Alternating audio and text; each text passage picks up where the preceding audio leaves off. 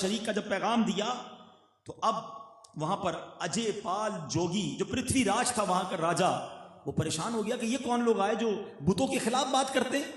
اس نے اجے پال جوگی کو تیار کیا کہ جا کر ان کا مقابلہ کرو۔ وہ بڑا جادوگر تھا اور اس نے آ کر خواجہ غریب نواز اور مسلمانوں کے سامنے اپنے جادو دکھانا شروع کیے۔ خواجہ صاحب نے بڑے اطمینان کے ساتھ مسلمانوں کے گرد ایک حصار کھینچا اور فرمایا کوئی مسلمان اس دائرے سے باہر نہ نکلے۔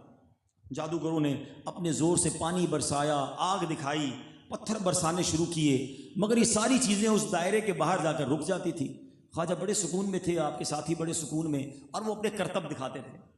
آخر کار اس نے رسیاں پھینکی، وہ ہزاروں سانپ بن گئے۔ مسلمان جو تھے وہ گھبرانا لگ گئے، مگر وہ رسیاں جو سانپ بنی وہ بھی اس دائرے کے پاس آ کر رک جاتی، ختم ہو جاتی، جادو ختم ہو جاتا تھا۔ خواجہ نے ایک روحانی حصار کھینچا تھا۔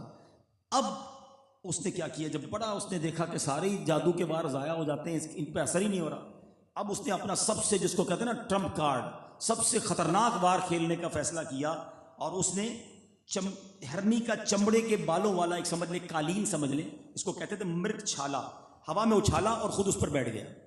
یعنی ایک قالین پر خود بیٹھ گیا اور وہ ہوا میں اچھلنے لگا، ہوا میں اڑنے لگا۔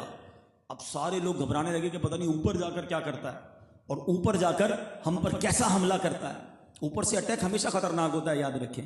زمینی لڑائی بندہ لڑ سکتا ہے، اوپر سے گرنے والے کو کیسے روکے گا؟ ایوری بڈی یو شاکڈ کہ پتہ نہیں کیا ہوتا ہے۔ سبحان اللہ۔ جب وہ اوپر چلا گیا تو خواجہ غریب نواز مسکرا رہے تھے اسے دیکھتے ہوئے۔ دیکھو اللہ کے ولیوں کو اللہ نے کیا کمال دیا ہے۔ خواجہ غریب نواز نے کچھ نہیں کیا، آپ نے اپنے چپل مبارک اتارے، اپنے نالین اتارے اور اس کو اشارہ کیا۔ وہ جادوگر اڑ رہا تھا، میرے خواجہ کے جوتے اڑنے لگ گئے، میرے خواجہ کے نالین اڑے اور اس کے اوپر جا کر اس کے سر پہ برسنے لگے۔ اس کو اتنا مارا کہ وہ جو اس زمانے کا سب سے بڑا جادوگر تھا اجے پال جوگی، وہ نیچے آیا، نیچے آ کر خواجہ کے قدموں میں پڑا۔ حالانکہ اس کو لایا گیا تھا خواجہ کے مقابلے کے لیے، کہتا حضور میں نے جان لیا آپ حق پر ہیں، اللہ کے ولی ہیں، کلمہ پڑھ کر مسلمان ہو گیا۔ اور بزرگ جو ہے نا وہ معاف کرنے والے ہوتے ہیں۔ ہم جیسا بندہ ہوتا اب تو میرے کو بتاؤں گا، میرے سامنے آیا تھا تیری ٹانگیں توڑوا دوں گا، کوئی قابو میں آ جائے اس کے بعد تو سارے بدلے لینے نا۔ سنو میرے خواجہ نے کیا کیا، اس زمانے سے ہی غریب نواز ہیں، اس زمانے سے ہی نواز رہے ہیں، اور آج بھی اپنے مریدوں کو اور چاہنے والوں کو نواز رہے ہیں۔ کیا کیا سنو، خواجہ غریب نواز نے جب دیکھا کہ مسلمان ہو گیا، اس کا نام عبداللہ رکھا، اور پھر سبحان اللہ ایسی نظر ڈالی کہ اجے پال جوگی جو ہے عبداللہ بیابانی کے نام سے زمانے کا مشہور ولی بن گیا، اسے بھی ولی بنا دیا۔ سبحان اللہ۔ نگاہ ولی میں وہ تاثیر دیکھی، بدلتی ہزاروں کی تقدیر دیکھی۔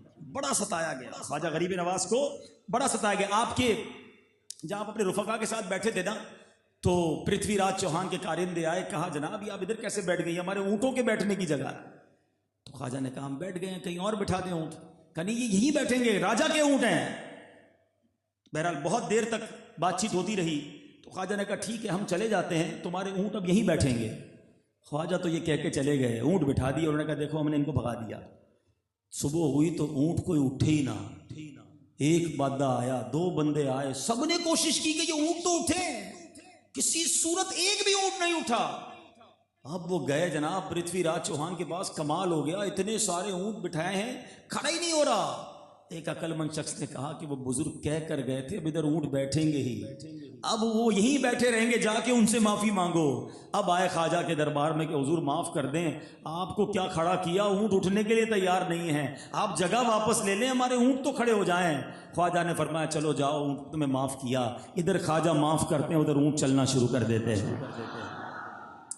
پانی انسان کی بیسک ضرورت ہے۔ میں الحمدللہ جب میں واقعہ بیان کرتا تھا، سنتا تھا، تو کبھی اجمیر گیا نہیں تھا۔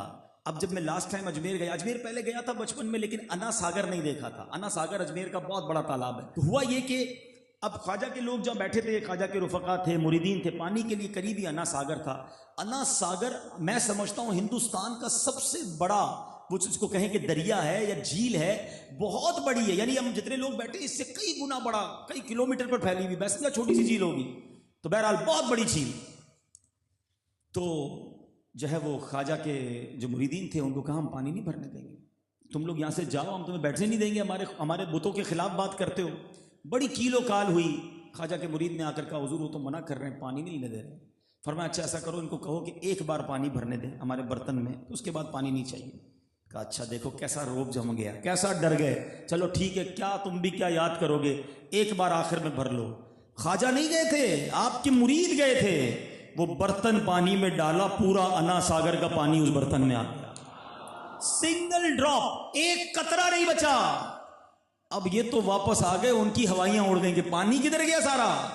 پھر دوڑے دوڑے اپنے راجا کے پاس گئے کہ کچھ کرو, یہ تو ایک برتن مرید بھر کر گیا ہے تو یہ حال ہے, ان کے پیر آئیں گے تو کیا عالم ہوگا. یہ شان ہے ان کے غلاموں کی, ان کے آقا کا عالم کیا ہوگا.